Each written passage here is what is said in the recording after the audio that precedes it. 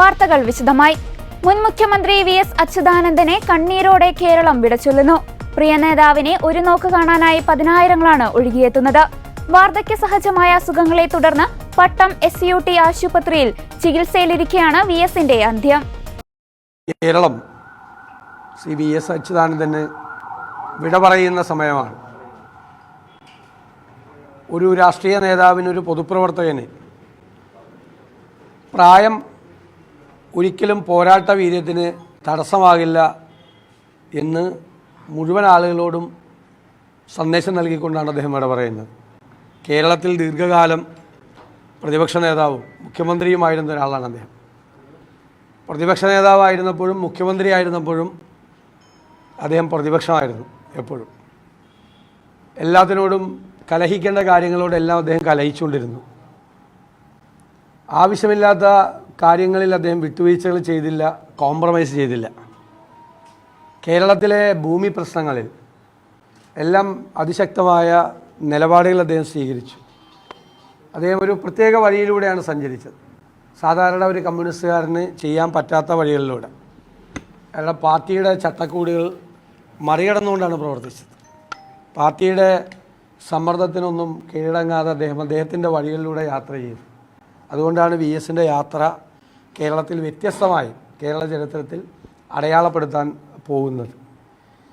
ഞാൻ അദ്ദേഹം മുഖ്യമന്ത്രി ആയിരുന്നപ്പോൾ 2006 മുതൽ 2011 വരെയുള്ള സമയത്ത് അദ്ദേഹത്തിൻ്റെ സർക്കാരിനെതിരായി, അദ്ദേഹത്തിൻ്റെ കൂടെയുള്ള മന്ത്രിമാർക്കെതിരായി ഏറ്റവും കൂടുതൽ ആരോപണങ്ങൾ ഉന്നയിച്ച ഒരാളാണ് ഞാൻ. VS മന്ത്രിസഭയിലെ 8 മന്ത്രിമാർക്കെതിരായി ആരോപണം ഉന്നയിച്ച ഒരാളാണ്. ഏറ്റവും കൂടുതൽ ആ നിയമസഭാ കാലഘട്ടത്തിൽ അടിയന്തര പ്രമേയങ്ങളെല്ലാം ഉന്നയിച്ച ആളാണ്. പക്ഷെ ചില കാര്യങ്ങൾ പ്രതിപക്ഷം പറയുമ്പോൾ അദ്ദേഹത്തിന് ബോധ്യപ്പെട്ടാൽ അതിനനുകൂലമായ നടപടി സ്വീകരിച്ചിട്ടുണ്ട്. ഞാൻ ഇന്നും അദ്ദേഹത്തെ ഓർക്കുന്നത് നമ്മുടെ നെടുമ്പാശ്ശേരി അത്താണി ജംഗ്ഷനിൽ 200 കോടി രൂപ വിലമതിക്കുന്ന ഭൂമി 5.5 കോടി രൂപയ്ക്ക് അന്നത്തെ സർക്കാർ സാന്റിയാഗോ മാർട്ടിന് കൈമാറിയപ്പോൾ അത് നിയമസഭയിൽ അതിശക്തമായി ഉന്നയിച്ചു. അദ്ദേഹം 24 മണിക്കൂറിന് അതിനകത്ത് നടപടിയെടുക്കാൻ വേണ്ടി ഉത്തരവിട്ടു. മുഖ്യമന്ത്രിയുടെ ഓഫീസ് തന്നെ ആരോപണം ഉന്നയിച്ച എൻ്റെ കയ്യിൽ നിന്ന് മുഴുവൻ രേഖകളും വാങ്ങിച്ചു. അദ്ദേഹം അന്നത്തെ ജില്ലാ കളക്ടറോട്, റവന്യൂ സെക്രട്ടറിയെ വിളിച്ചു വരുത്തി ജില്ലാ കളക്ടറോട് ആ ഭൂമി ഏറ്റെടുക്കാൻ പറഞ്ഞു. ദിവസങ്ങൾക്കുള്ളിൽ ആ ഭൂമി, നഷ്ടപ്പെട്ടു പോയ സർക്കാരിൻ്റെ ഭൂമി ഏറ്റെടുത്തു. അവിടെ കുറേ ഭൂമി അവിടെ അഗ്രോ മിഷണറി കോർപ്പറേഷനും ബാക്കി ജുഡീഷ്യൽ അക്കാഡമി നടക്കുകയാണ്. സർക്കാരിൻ്റെ കൈവശമാണ് ആ ഭൂമി. 5.5 കോടി രൂപയ്ക്ക് കൊടുത്താണ് 200 കോടി രൂപയുടെ ഭൂമി. അദ്ദേഹം ഇടപെട്ടു. അതുപോലെ ലോട്ടറി വിവാദം, ഇതര സംസ്ഥാന ലോട്ടറികൾ കേരളത്തെ കൊള്ളയടിക്കുന്നു എന്നുള്ള വിവാദം ഉയർത്തിയപ്പോൾ സത്യത്തിൽ അദ്ദേഹത്തിൻ്റെ പിന്തുണ ആ പ്രതിപക്ഷ ആരോപണങ്ങൾക്കുണ്ടായിരുന്നു.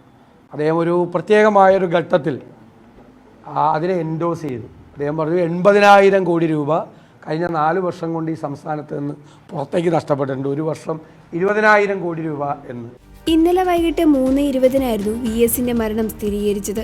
ഹൃദയാഘാതത്തെ തുടർന്ന് തിരുവനന്തപുരം SUT ആശുപത്രിയിലെ തീവ്രപരിചരണ വിഭാഗത്തിൽ പ്രവേശിപ്പിച്ച VSന് പിന്നീട് സാധാരണ നിലയിലേക്ക് തിരിച്ചുവരാൻ സാധിച്ചിരുന്നില്ല. വെന്റിലേറ്ററിന്റെ സഹായത്തോടെ VSന് ചികിത്സ തുടരുന്നതിനിടെയായിരുന്നു അന്ത്യം. മരിക്കുമ്പോൾ 101 വയസ്സായിരുന്നു VS അച്യുതാനന്ദന്റെ പ്രായം.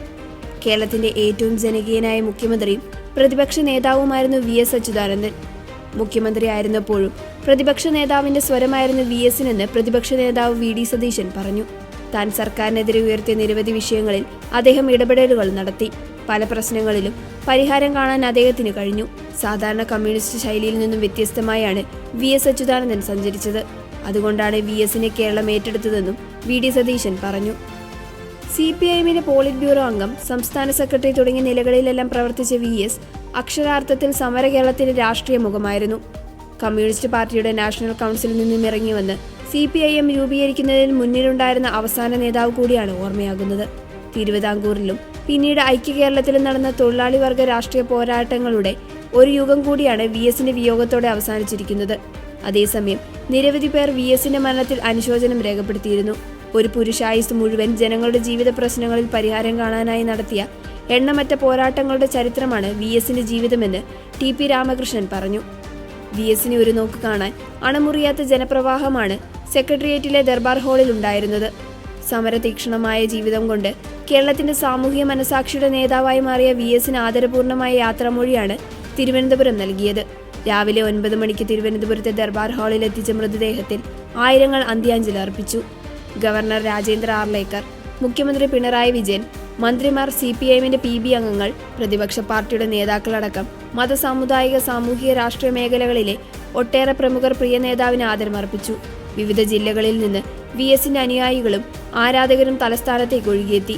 ആലപ്പുഴയിലെ വീട്ടിലേക്ക് എത്തിച്ച മൃതദേഹം നാളെ രാവിലെ 10 മുതൽ CPM ആലപ്പുഴ ജില്ലാ കമ്മിറ്റി ഓഫീസിലും 11 മുതൽ കടപ്പുറം റിക്രിയേഷൻ ഗ്രൗണ്ടിലും പൊതുദർശനത്തിന് വയ്ക്കും.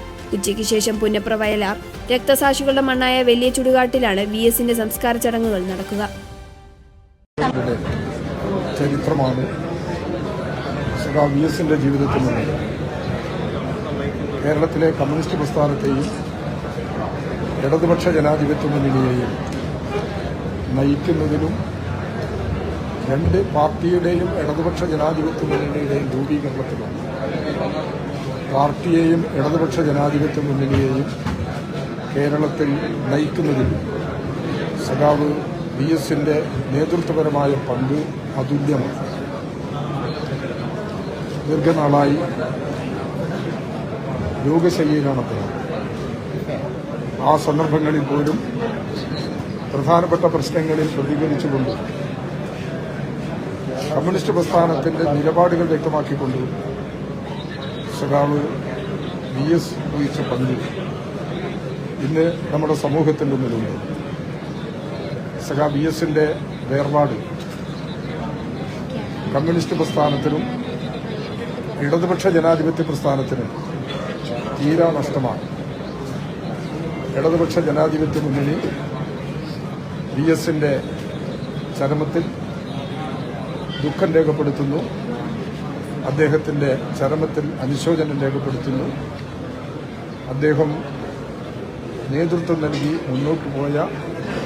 മുന്നോട്ട് കൊണ്ടുപോയ കമ്മ്യൂണിസ്റ്റ് പ്രസ്ഥാനത്തെയും ഇടതുപക്ഷ ജനാധിപത്യ മുന്നണിയെയും കൂടുതൽ ശക്തിപ്പെടുത്തുക എന്നുള്ളത് അദ്ദേഹത്തിന്റെ ഓർമ്മയ്ക്ക് മുമ്പിൽ നിർവഹിക്കാനുള്ള ഉത്തരവാദിത്വമാണ്. ആ ഉത്തരവാദിത്വം ഏറ്റെടുത്തുകൊണ്ട് മുമ്പോട്ട് പോകാൻ ശ്രമിക്കും.